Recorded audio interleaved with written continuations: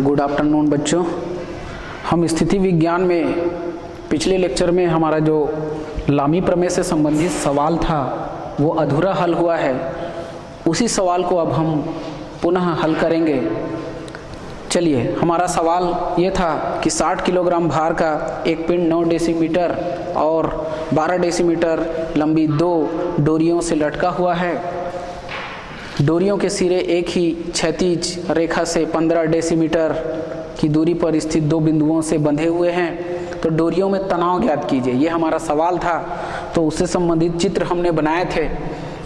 वो ये था कि बिंदु C पर 60 किलोग्राम भार का एक पिंड जो है लटका हुआ है और वो डोरी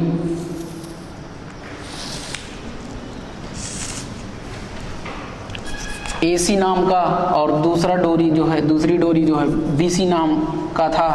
AC पर जो तनाव था हमने उसको नाम दिया था T1 और BC डोरी पर जो तनाव था उसको नाम दिए थे T2 और हम ऊर्ध्वाधर रेखा खींचे थे जो AB पर लंब था और ये 90 अंश का कोण यहाँ पर बनाता है।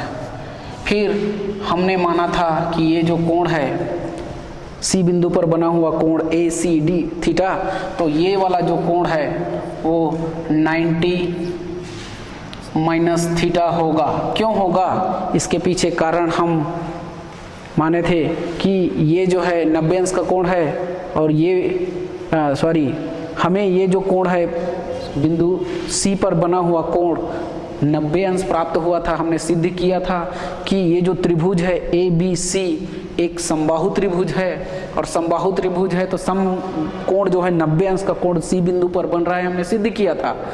तो इसी के तहत हम जब इस कोण को थीटा माने तो ये कोण थीटा माइनस 90 माइनस थीटा होगा।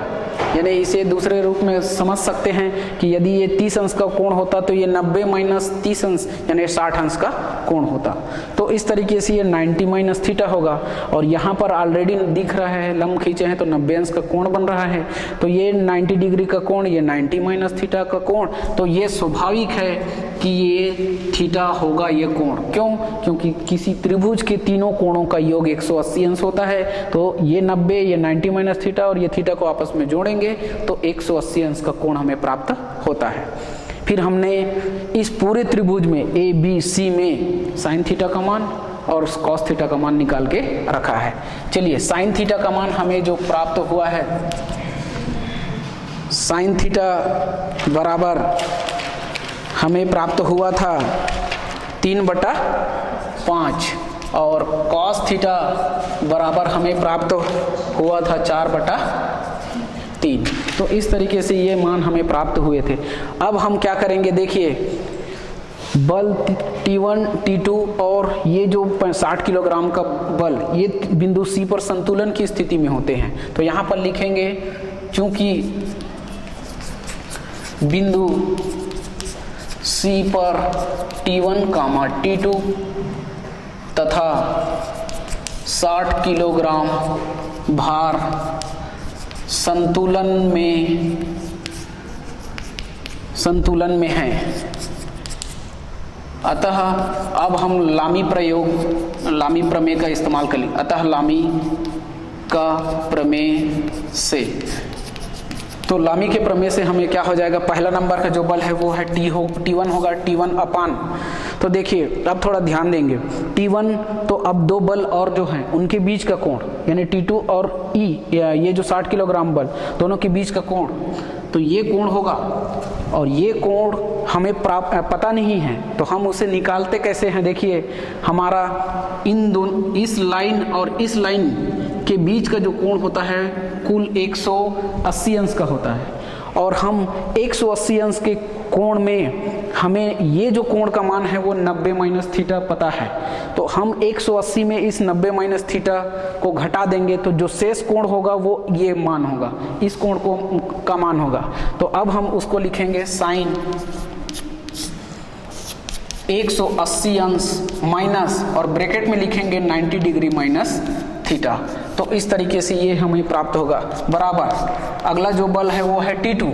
अब देखिए T2, तो अब दो बल जो है इनके बीच का कोण ये होगा, और इनके बीच का कोण क्या होगा, थीटा है। देखिए ये थीटा है, तो ये 180 में से थीटा को घटाएंगे तो ये कोण हमें प्राप्त होगा।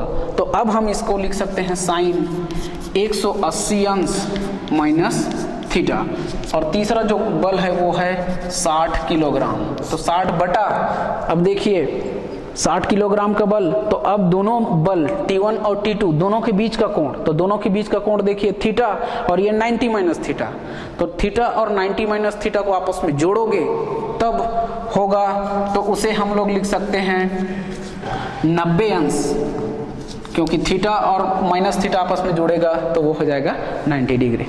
चलिए अब हम इसे हल करेंगे, तो T1 अपान देखिए 180 अंश आया, यानी साइन जो है बदलता नहीं है, तो ये साइन यहाँ पर लिखेंगे 90 माइनस थीटा। तो देखिए साइन 180 माइनस, इस पूरे को थीटा मान लिया जाए तो त्रिकोणमिति का जो सूत्र है पूरक का, तो साइन 180 माइनस थीटा हो जाएगा। 180 में बदलता नहीं है त्रिकोणमिति अनुपात, तो साइन ही रहेगा, और इधर जो कोण है उसको लगाते हैं इसमें, तो इस तरीके से ये होगा। अब 180 माइनस थीटा, 180 अंश माइनस थीटा जो है द्वितीय चतुर्थांश का कोण होता है, और द्वितीय चतुर्थांश में साइन धनात्मक होता है, और यहाँ साइन है इसलिए ये भी धनात्मक होगा।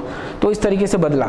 चलिए आगे T2 अपान, सेम जैसे इसमें किए थे वैसे यहाँ भी होगा, साइन 180 अंश माइनस थीटा, तो ये हो जाएगा साइन थीटा, बराबर यहाँ है 60 अंश बटा 60 और बटा साइन 90 का मान होता है 1। तो इस तरीके से यहाँ पर कारण बता देंगे, चूंकि साइन 180 अंश माइनस थीटा बराबर साइन थीटा होता है, और दूसरा हमने मान रखा है साइन 90 डिग्री बराबर 1।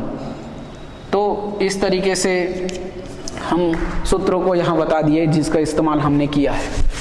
अब आगे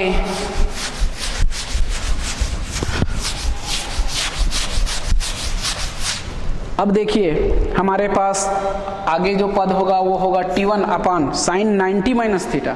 साइन 90 आया, 90 अंश, तो वो कॉस में बदल जाता है, तो ये हो जाएगा कॉस थीटा, और 90 माइनस थीटा जो कोण है वो पहले चतुर्थांश का है, और सभी त्रिकोणमितीय अनुपात वहाँ धनात्मक होते हैं इसलिए ये भी धनात्मक होगा।